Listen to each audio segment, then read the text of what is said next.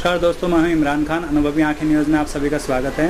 आज के खबरनामा में हम आपको लेकर चलते हैं दिल्ली के जंतर मंतर, जहां पर आशाराम बापूजी के कार्यकर्ताओं द्वारा उनकी रिहाई के लिए धरना प्रदर्शन किया जा रहा है। प्यास पीट कर बैठे थे, पीछे कोई ना कोई ऐसा जरूर कोई षड्यंत्र रचेगा, मेरे मन में आता था कि जो लोग इस पे पैसा खर्च कर रहे हैं, इसको हमको हिंदू से क्रिश्चियन बनाने में वो कैसे सहन करेंगे। कई बार मेरे बात मन में भी आई कि बापूजी को। नमस्कार दोस्तों, मैं इमरान खान। अनुभवी आंखें न्यूज़ में आप सभी का एक बार फिर से स्वागत है। आज हम खड़े हैं आशाराम बापूजी के धरने पर और हम बात करेंगे उनके कार्यकर्ताओं से। हाँ सर, बताइए आपका नाम क्या है? मेरा नाम चंद्र विकास है। आप इस संस्था से कैसे जुड़े? मैं संस्था के कुछ शिष्यों से कुछ महीने पहले मिला। मैं भारत की युवा शक्ति को एकत्रित करना चाहता हूं और आज जो वो अलग अलग मंचों पे हैं, मैं उनको इकट्ठा करके समाज की एक शक्ति बनाना चाहता हूं। तो मैंने क्या प्रेरणा मिली आपको इस संस्था से कि आप जुड़े? संस्था से मैं नहीं जुड़ा हूं, मैं इन युवाओं से जुड़ा हूं और युवाओं से जुड़ने का सबसे बड़ा कारण है कि मैंने इनके अंदर जो सच्चाई और जो निष्ठा देखी और इसमें ये भी देखा कि ये कोई सिर्फ मतलब अनपढ़ या मतलब ऐसे अंधविश्वास के लोग नहीं हैं। इनमें दिल्ली कॉलेज ऑफ इंजीनियरिंग के ग्रेजुएट है और अब अच्छे कॉलेजेस से दिल्ली यूनिवर्सिटी की प्रोफेसर हैं। उन सब की बात विचारों को बहुत गहराई से समझ के और गहन चिंतन करके मैं इस निष्कर्ष पे पहुंचा कि अब मुझे अन्य लोगों की तरह आशाराम बापूजी के केस से मुंह नहीं छिपाना चाहिए, जैसे बहुत गणमान्य लोग आज कर रहे हैं। और आशाराम बापूजी की बात करें तो क्या आपको भारतीय कानून पर शक है? हाँ, मुझे लगता है कि ये बहुत फुहड़ता का एक विषय हो गया है कि जिस देश में संजय दत्त जैसे संगीन आरोप से भी वो बरी हो जाते हैं, पैरोल मिल जाता है और मस्ती में घूमते हैं, सलमान खान है, वैसे देश में एक बिल्कुल बेबुनियाद आरोप जो सुब्रमण्यम स्वामी जी, जो एक प्रतिष्ठित और बहुत छानबीन करके सुब्रमण्यम स्वामी जी अपनी ओपिनियन देते हैं। अब मैं उनकी हर बात से सहमत नहीं हूँ, पर इस बारे में जो मैंने पूरे तथ्य और तर्क को संयोजा है, मुझे लगता है कि ये बिल्कुल एक ईगो हैसल का केस है और इसकी वजह से बापूजी अभी जेल में है। अगर हम बात करें और संतों की, बाबा जी से और जो संत जुड़े हुए हैं, और कौन कौन से संत जुड़े हुए हैं बताइए।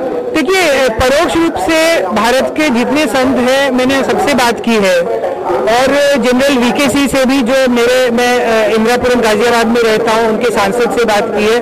सभी लोग इस बात को समझते हैं कि इन्हें फंसाया गया है और क्यों फंसाया गया ये भी वो जानते हैं। पर जैसे कभी कभी किसी सच्चाई पे पर्दा उठने में समय लग जाता है तो कहते हैं सत्य परेशान हो सकता है, पराजित नहीं। तो ये परेशानी का समय अभी हम झेल रहे हैं। अगर हम लोगों की बात करें तो पहले बाबा जी से और लोग, बहुत ज्यादा लोग जुड़े थे, क्या इसमें कमी आई है? नहीं, मुझे लगता है कि देखिए, हर कोई जो शहरी क्षेत्र में है वो अपनी जिम्मेवारियों से जूझ रहा है, तो आपको कभी कभी आंदोलन में संख्या की कमी दिख सकती है, पर मुझे लगता है आस्था तो मजबूत हुआ है और ये भक्तों की आस्था भी इस बात का प्रमाण है कि अगर बापूजी में कोई भी उनको खोट दिखता या कोई भी कमी दिखती तो मुझे नहीं लगता कि इतने पढ़े लिखे लोग, इतने सुलझे हुए लोग अपना समय व्यर्थ करके और अपनी जिम्मेवारियों से विमुख होकर यहाँ पे आते। मुझे लगता है उनके प्रति लोगों की आस्था मजबूत हुई है और लोग अब इसको सही मुकाम पे पहुंचाने के लिए अब प्रतिबद्ध हैं और संकल्पित हैं। अगर हम बात करें मीडिया की, आपने कहा कि मीडिया भी काफी लाइट कर रहा है बाबा जी को और रोक लगा रहा है निकलने में, इस बारे में आप क्या कहना चाहेंगे? क्या मीडिया सही से काम नहीं कर रहा है? देखिए, असल में मीडिया हमारा सनसनी मीडिया हो गया है। तो बापूजी के केस में अब चूंकि वो 80 वर्ष के बुजुर्ग हो गए हैं और उन पे बहुत धूर्तता से ऐसे ऐसे आरोप लगाए गए हैं जिसके प्रति समाज की अपनी गिल्ट कॉन्शियस रहती है। जो राजनेता है उनके खुद अपने ऐसे ऐसे काम रहते हैं कि वो इस बात को सच्चाई से लाने की। अब जैसे मैं एक उदाहरण दूंगा संजय जोशी जी का। अब पूरे संघ और सारे समाज के लोग जानते हैं कि संजय जोशी जी पे गलत आरोप लगाया गया, पर आज तक मीडिया ने उनको बरी नहीं किया है। तो बात सिर्फ आशाराम बापूजी की नहीं है, मीडिया का एक पैटर्न है कि ये मतलब जब तक जहां सनसनी नहीं हो और उसी तरह की बातों को उछालने में ज्यादा विश्वास रखता है। और देश को विभाजित करने में, खंडित करने में।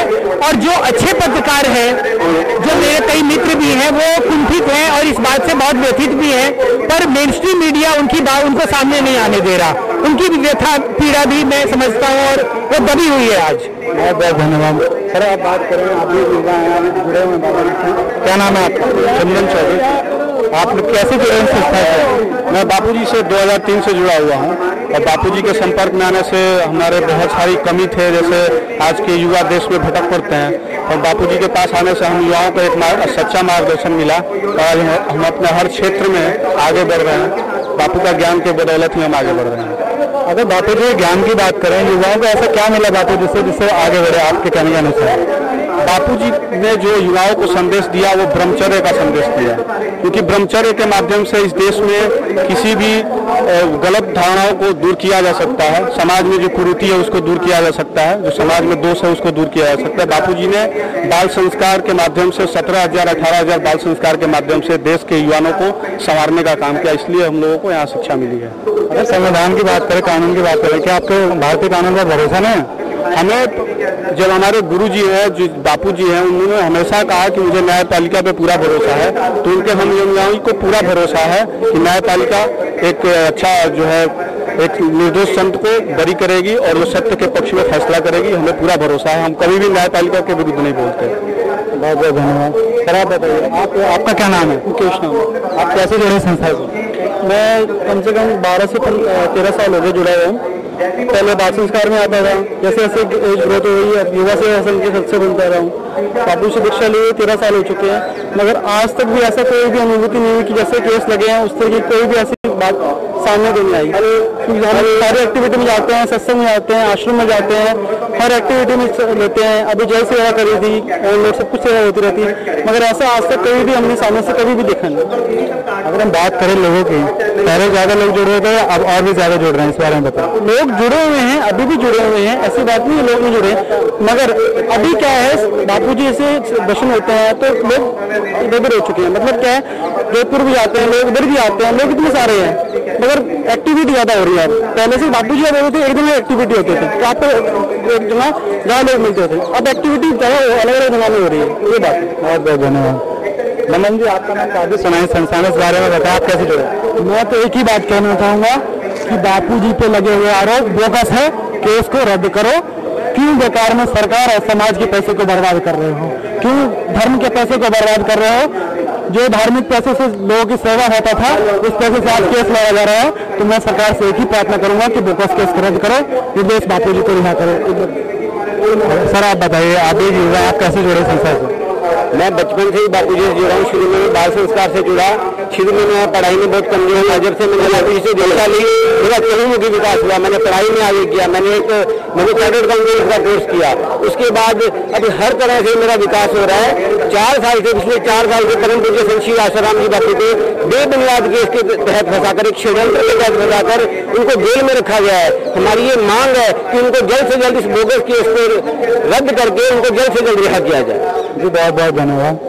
दोस्तों, हम जुड़े हुए थे बापू जी के एक जिससे हम बात कर रहे हैं और